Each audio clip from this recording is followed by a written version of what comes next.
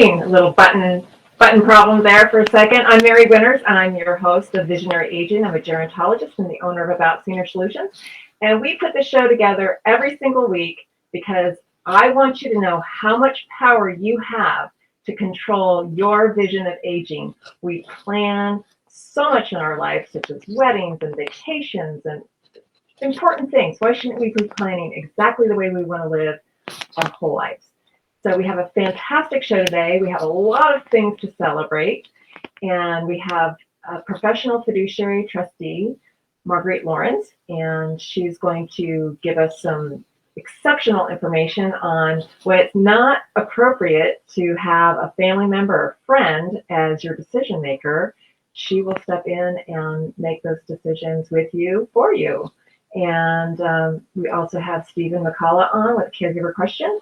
And we have our lovely and wonderful Melinda, who will also be answering some fantastic questions. I think it's regarding some muscles that are really important to maintain.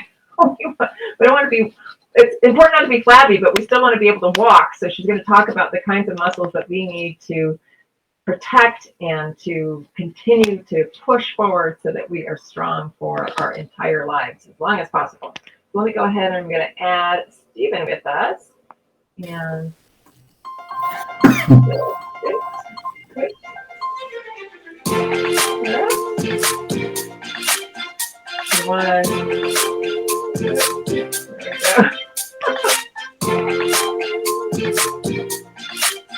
we have a little music going on. It's going to be a fun day, I think, today here. Let's see if we can get that off. There we go. How are you today? I'm doing great. How are you? I'm doing great. And you know what? You know what today is? We have today is our 100th episode. That's amazing. Congratulations. It's our 100th episode, so it's kind of exciting. Yeah, absolutely. So tell me, do we have a caregiver question? We do. We have a great question. Okay. So it's from a gentleman. He's not married, does not have kids. He has a brother, he has some nephews, but he doesn't trust them enough to take care of him in case he needs it. He's in good health, but he turned 72, and he wants to designate a neighbor as his POA. But he doesn't want to burden the neighbor, so he wants to know, how do I approach that topic with him? Okay. Well, I think that's a complicated question, and honestly, it's something that Marguerite should probably be answering. But you know, some people don't know that they have the option of having a private fiduciary who really knows how to handle those things. And I don't know what kind of a relationship this man has with his neighbor. The other thing too is sometimes, regardless of what kind of relationships you have with your friends and family and so forth, are you thinking about how you should be updating your plan maybe every 5 years, or when you have a giant change in your life, a divorce, a marriage, a baby, right. And you should look at your decision makers every so many years and say, you know, this was my best friend at the time, or this was I had my sister who is older than me make these decisions, or set her up originally, and now we're in our 80s. It's probably not a good idea to have my older sister as my decision maker. So you may want to change it to an adult child. But professional fiduciaries are really amazing in regards to they are licensed. You can check their license. You'll know that they have certain ethics and so forth that they have to follow to maintain your support and services, and hopefully you can develop a relationship with somebody like that, and if you really feel like your neighbor is qualified to do that, that you're sitting down and having those conversations about making sure that they will follow through with your wishes. I remember a friend of mine who had cancer. We were kids in our 20s, and she sat me down and she said, I want you to be my decision maker, but I want you to know that if you can't pull the plug, if you I'm a do not resuscitate. If you can't follow through on my wishes, I love you, but I need to pick somebody else. And I remember that obviously my whole life. It's something that's really stuck with me. And she was so brave to ask that question too. So those are really intimate questions that I think you want to ask a professional or somebody that you feel very comfortable with having those kinds of conversations with too. And you certainly don't want to surprise anybody. I'm sure Marguerite has some really interesting stories about people surprising her, not knowing that she was nominated or written into somebody's document. So great question. So right. It's definitely a lot of faith you're putting into somebody. Absolutely. So how about at the end, can you share what day it is on the perk today? And after we talk with we'll talk with Marguerite and we'll talk with Melinda, but we'll go ahead and let's go ahead and get we'll get Marguerite on here. Let me see if I can enjoy your 100th show. I know. I can't believe that it is. You look so young. I know. We're finally 100, right? It's kind of cool. Right. So, let's see. I am not seeing Marguerite here, actually. Let's see. She was on, but I'm not seeing her. Oh, she's back. Okay, she's on. So here we go. She's here with us. All right. Lots of people talk to you soon. Okay, bye. Good morning. Good morning. How are you? Great. So we got a great question today. We had a gentleman who was asking in our caregiver question who he doesn't trust his family or his nephews, and he thought he might ask his neighbor. So I thought, well, that's probably a better question to ask Marguerite. And I also have your book, Ethics Trust for Trustees 2.0. It's Ethics for Trustees 2.0. Yeah. So if you've been asked to be a decision maker or named in documents for someone, I would imagine that's a great educational tool for someone, even a family member, with that book that you wrote, correct? It is. It's a very good reference book. It explains more about licensing. It explains more about the rules that every fiduciary has to follow. So in this case, with our 72-year-old asking the question and wondering about the neighbor, if he chose to name the neighbor becomes a fiduciary. Fiduciary is the blanket term for all these jobs that we do, serving as trustee of the trust, executor of the will, agent under power of attorney, and even agent for healthcare. Those are all fiduciary roles. And some of the concerns I had as I was hearing the question is that the neighbor, though could be a really nice person, might be really busy in their lives, might be the most suitable because that's who this gentleman knows personally. But that neighbor has a conflict of interest. You know, it's not just the POA job. So POA operates while you're alive and only while you're alive. And after you pass away, that document doesn't function anymore. Now your person has to use either your trust or your will to operate on those assets that are titled properly. Okay. So the trust operates both while you're alive and after you die. And it has all the details about where you want your money to go and how you want income to be paid to you, because believe it or not, you are the first beneficiary of your own estate plan. I know. I find that very fascinating how people make decisions on what somebody should or shouldn't be able to spend their money on. It's their money. Well, it's their money, but also keep in mind that part of my duty is to make sure that someone is safe and that they have plenty for their whole life. Exactly. Right. So if I have a client who clearly has a gambling problem, you know, we might be able to say, okay, you can go to the casino once a week. Here's your budget, and make it so they only have that much to spend because they don't have any further funds. Right. And trusts and estates and having the estate plan is a much less restrictive way of dealing with that. The most restrictive would be conservatorship. Conservatorship is a court procedure by which you lose your rights to make certain decisions. And it may be because you've lost capacity. It might be because you're super vulnerable or really uncooperative. Yeah.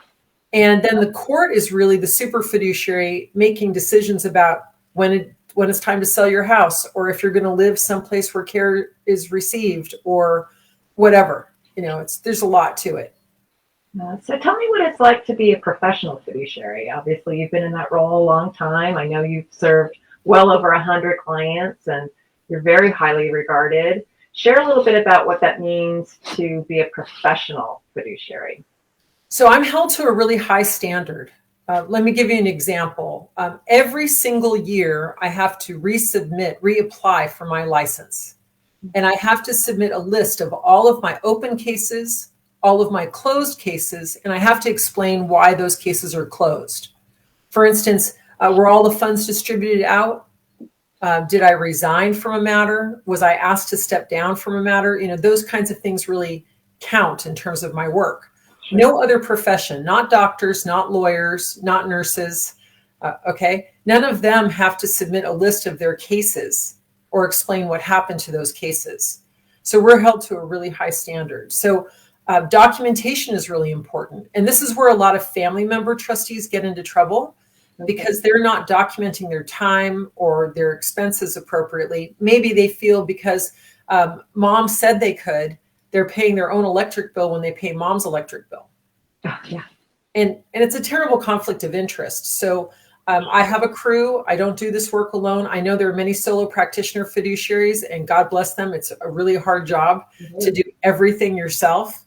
But because our crew is big enough, we're able to separate duties, make sure we have good internal controls.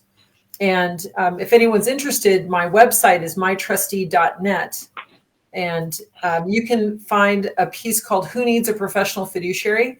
And in that piece, we actually have great interview questions to consider, whether you're thinking about a family member, you're thinking about a bank or a trust company, or you're thinking about someone like me, a professional trustee. Sure. So we're talking with Marguerite Lorenz, and she is a private fiduciary. I think I have a contact here. Is this your contact information? That's our phone number. So I'll leave that up a little bit. In fact, maybe I'll just scroll it down below if I can. I might not be able to figure it out. But people can go ahead and get a hold of you at that 877-630-8448 phone number if you have any questions, because I know this is really important. And the other thing that I find really insane, I had years ago a client, it was the neighbor who was really concerned for her little elderly neighbor, and I'm a care manager. I don't do what you do. We just go in, and sometimes we're trying to fix a situation or understand what resources somebody needs. And the woman had named, or her attorney named himself, and then he named his secretary. They were both gone. They had passed away. They were in their 90s. She was in her late 80s. And nothing had ever been updated or changed. And I just think, oh my gosh, this is so scary for someone who's, they think they've got their plan done. And it's done. But how often do you think people should be reviewing these things and having a relationship? Actually, I think the secretary was alive in that scenario, but she had no idea she was named. And add to that, what a conflict of interest that is, to be able to write the document and then to be the one to serve in it. Right. And so it's not unlawful, but it's really discouraged in California. In other states, it's pretty common practice, but in California, we don't do it that way. In terms of updating, I want to say that if you're 65 or older, every 5 years is good. And you do want a relationship with the attorney. You don't want a situation where you're just getting documents one and done. I recognize there's a lot of do-it-yourself out there. I recognize people want to save money. So if you spent $3,000 to $5,000 on an estate plan, that's pretty normal. Again, depending on what you have and what your plan is. There's no estate taxes in California. And you don't pay federal estate taxes until your estate is worth well over $5 million. That's for each member of the couple. So as a couple, you could have $10 million or more before you ever have to worry about estate taxes. Okay. But most people do their planning so they don't leave a mess. You could spend a little bit less. I recommend interviewing at least 3 attorneys, because what you're looking for is someone who understands you and that you understand them. You want someone who speaks plain English as opposed to legalese. You want to be able to share your feelings and your fears and your concerns about your family and about your spouse. And you have to understand too that the attorney can't really broker between you and your spouse. You're signing an engagement letter to create that trust and estate plan together. But each of you are going to have some of your own documents. So the trust is a shared document. And then each of you has your own will, your own power of attorney, your own advanced healthcare directive. Please don't underestimate the complexity of these documents. This is not something you can just write on a cocktail napkin and just give, you're granting authority to another person to take on 100% of the liability of your life and your business of life. It's true. It's true. I remember when my dad encouraged me to put an estate plan together. And I remember at the time when I was married, I just couldn't move forward because we just didn't know who was going to take responsibility for our children. And I was so stuck in being able to move forward with the plan. And my dad just said, he wasn't an attorney, but he worked with people in those matters all the time as a financial guy. And he just said, Mary, just put that piece aside and just start thinking about the other things. And then it started flowing. And so personally, that's a little piece of advice that I would offer others. If you're really stuck on one piece of your plan, look towards starting something else in your plan so you just get the ball rolling. It's so essential. And these documents have been so important for me in the past. And I won't go into the details, but it was really important that I have them. And, oh, sure. And any one of us can be surprised at any time by a change in life. Mm-hmm. A fall, a stroke, a car accident, a windfall in terms of funds. There's just a lot of things that could happen. So I recommend that if you do name someone and you're worried about that person finding out how much money you have, that's not the right person to name.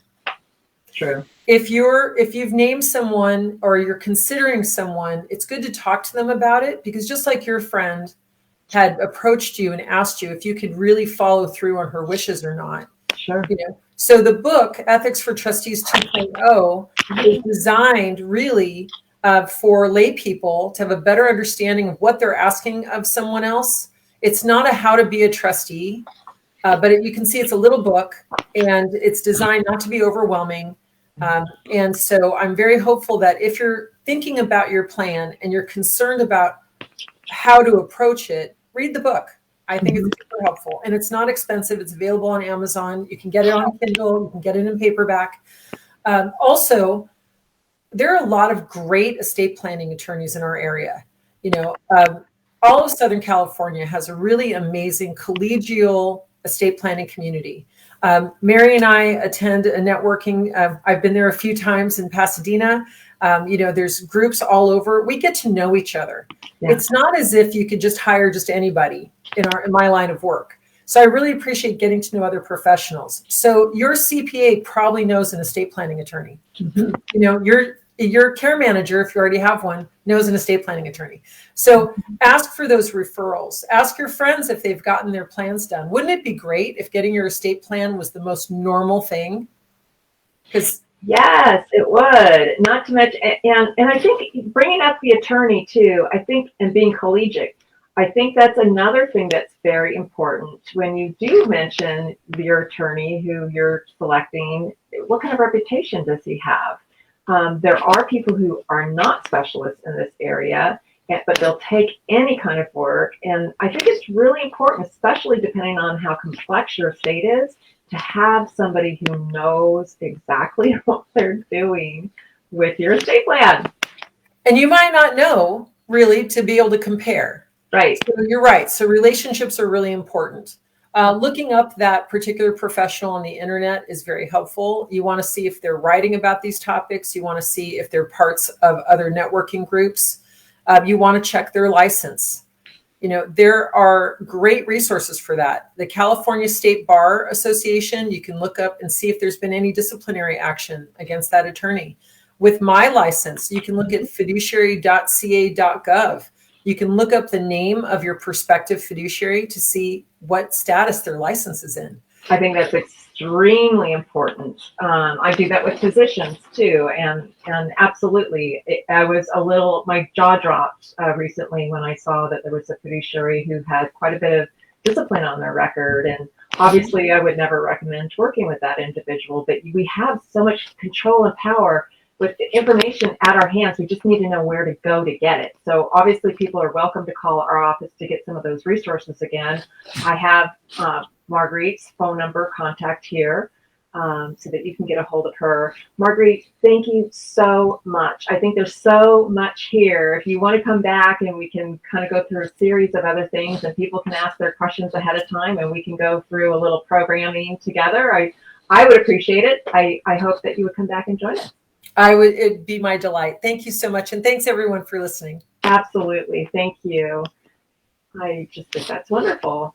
I want to encourage everyone to understand how important those documents are. I just really quickly, I'll put our planning wheel up here. And I think when Marguerite was talking about like the gambler and how much money do you give them, she has a very unique role in the fact that she is dispersing monies to somebody who may not be able to handle that money. So we look at what are the person's wishes, how do we keep them safe, how do we keep their money safe too, and what are their finances, what is your budget, what are you able to do over a long-term period, so that we can get you through as close to your wishes as possible.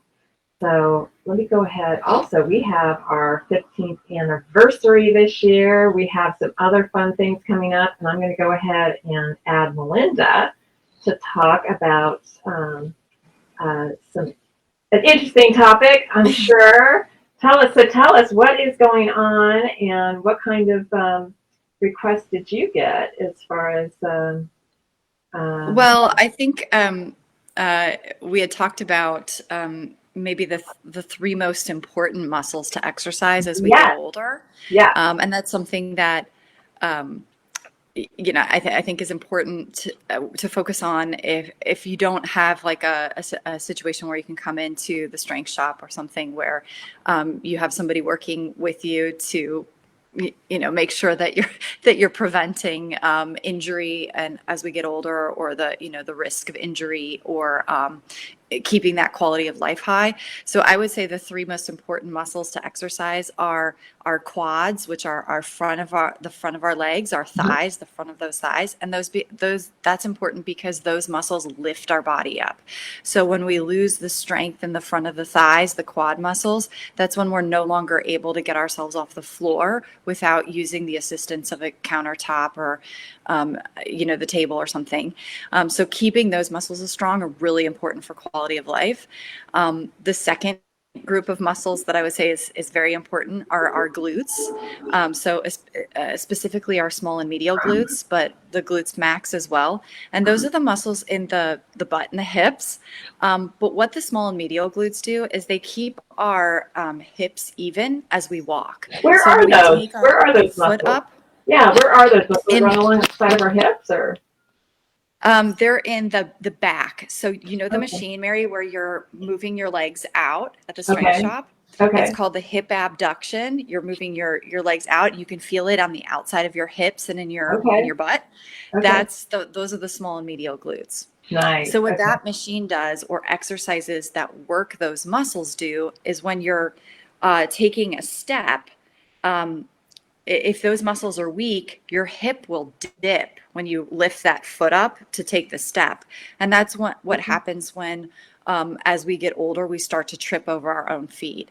So keeping those muscles very strong is important for walking and being able to walk unassisted. Yeah. And then the third group of muscles that I would say are the most important are the low back muscles. Well, the back muscles in general, but the back muscles and the muscles in the abdominal muscle in front, the core muscles as a group, are so important to be able to hold the skeleton in the proper position. So I think the official statistic is about 80% of low back pain is due to weak low back muscles. I think just based on my work with the strength shop over the last decade, this is a lot higher of a percentage. So in order to really keep people out of pain and holding your skeleton in the proper position, those low back muscles, and as an amendment or complementary, the ab muscles are important muscles to exercise. And if you can just do those three groups, you'll have longevity, a certain amount more of additional longevity. But you'll be a lot more mobile as you age. It'll be easier to get around. Quality of life will be a lot higher, and you won't be in pain. So, wow, that's a huge benefit. So, Yeah. you know what? I think people should just come in. You offer a free consultation, don't you? Our consultations are actually an hour and they cost $150. Okay. Yeah, and Sorry. we really Yeah. sit down with you and get to know. We go over health history, we go over your exercise history, we teach you about the technique, as you know, and we coach someone through the first workout. So we do charge for that session normally. Anyone who's come in from seeing this podcast has been a VIP in my mind, and we've given a free consultation too. So Okay. absolutely, if Yeah. any of the viewers, reach out and contact us and say that they've seen us or they've heard about us through About Senior Solutions, we do comp that first appointment. Oh, nice. Okay. So how do Yeah. people get a hold of you? The best way is to call us at 626-999-4850. But, I have people reach out through email or through our website all the time, whatever's most convenient. But we do receive text messages and phone calls to 626-999-4850. Okay, say it one more time because I think that's how I started. I went in and tried some things and just realized how valuable, and you only need once a week for 20 minutes too. And I could tell that at the beginning of COVID, I was not losing my balance so much because I'm younger, I'm getting older, but I'm younger. But I could tell that my muscle tone was changing and I wasn't as strong. And I so appreciate being able to go in, have a very personalized one-on-one instruction, and I'm in and out, and it's fantastic. So I feel like I could age at home longer. Yeah, that's absolutely. I mean, we work with a lot of people who want to just stay mobile, stay pain-free. But it is possible. And I think what our clients appreciate is that you can come in and it's kind of a done for you. You just have to show up to your appointment and we make sure that you're working the correct muscles the correct way, you're avoiding injury, but you're also doing something that is effectively going to keep you stronger, keep your bones strong. So yeah. It's true. I love it. We love having you, Mary.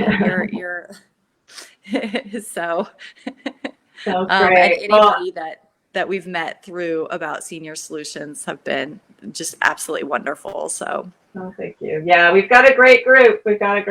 So keep watching. We'll keep giving you great resources.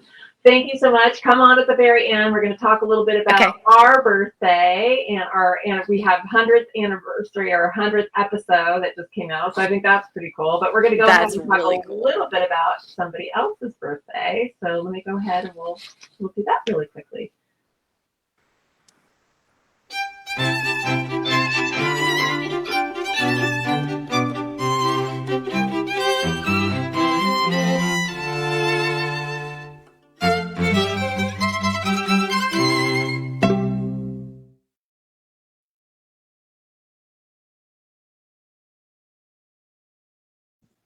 Our birthday boy today, he is 100, obviously, and they had a fantastic birthday party for him last week. This was out in Wisconsin, and Brian Melton. It was interesting because they had his birthday party invitation slathered everywhere, but I couldn't find any information about him. I think they're still looking for cards, but they still don't have much detail on him.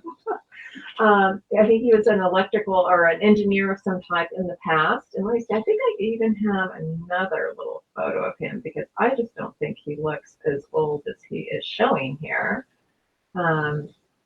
There we go. I think he's a fabulous young man there, and we wish him a very happy birthday. Mr. Melton, happy 100 to you. And we are going to be celebrating, or we are celebrating our 100th episode today. So Marguerite got to do that with us. We also have our 15-year anniversary. We also have a fantastic party coming up. So let me go ahead and throw that in there.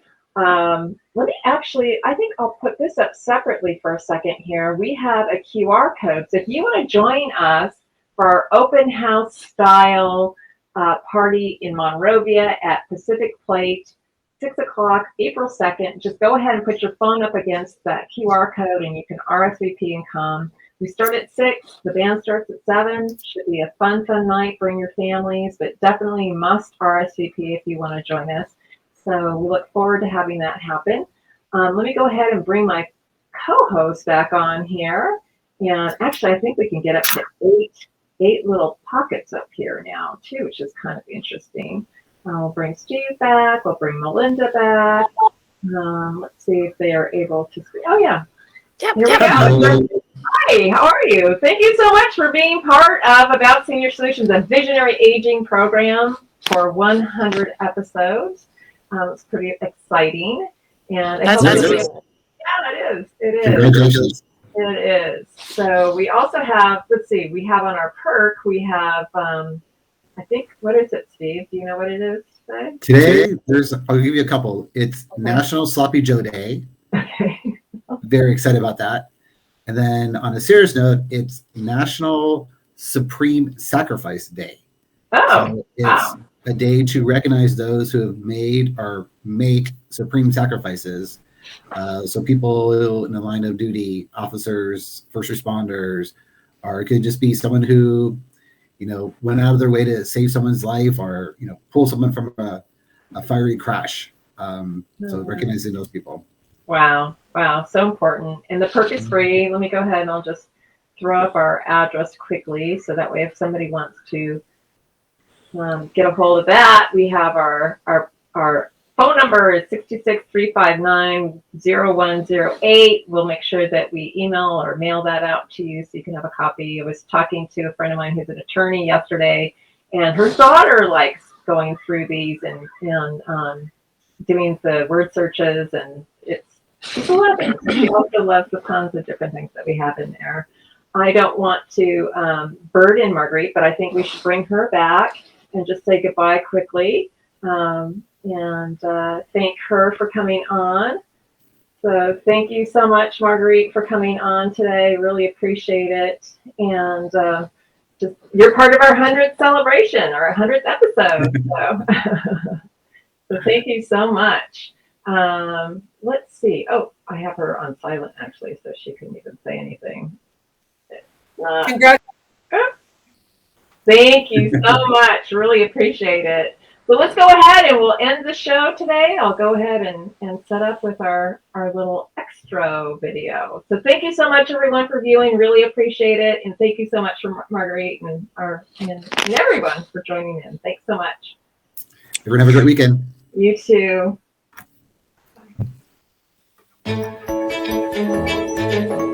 Bye.